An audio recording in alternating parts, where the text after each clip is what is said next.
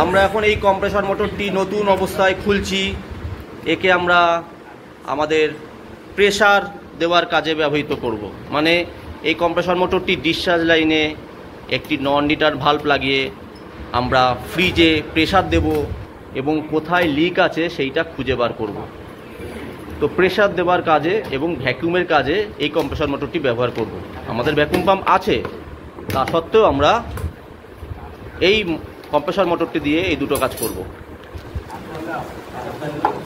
High লেভেলের কাজ, নতুন কম্প্রেসর। আচ্ছা, সবসময় স্ট্রেট রাখবে। হ্যাঁ হ্যাঁ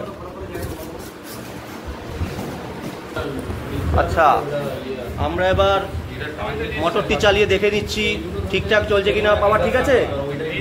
দেখে নাও, ডিসচার্জটা দেখে নাও, কোনটা ডিসচার্জ। এই মোটরটি দিয়ে আমরা এবার এই ফ্রিজে প্রেসার দেব এবং এই ফ্রিজে একটা লিক আছে, সেই লিকটা খুঁজে বার করব।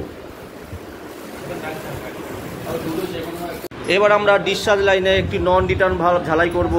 তার জন্য আমরা সুইচিং করে নিচ্ছি।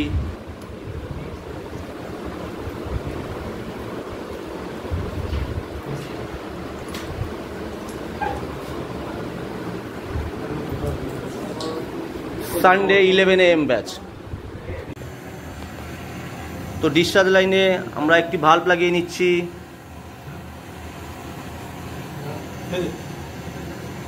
এই মোটরটি ব্যবহার করব প্রেসার দেওয়ার কাজে এবং ভ্যাকুমও করা যেতে পারে।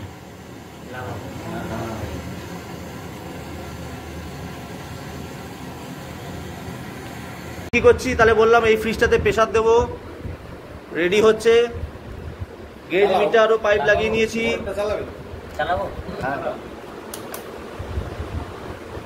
কাটা উঠছে, কাটা আস্তে আস্তে উঠছে। দেখি আমাদের দর্শকদের দাও, দেখি কাটা উঠছে কিনা।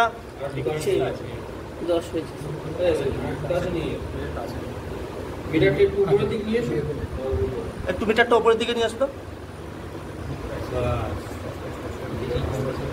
কাটা উঠছে, কাটা উঠছে, প্রেসার ভরছি আমরা। আচ্ছা, প্রেসার দিচ্ছি তো লিক, আমরা হাওয়া বেরিয়ে যাচ্ছে, লিক খুঁজে পেয়েছি। এবার দেখবো লিকটা কত বড় আছে, সেই হিসেবে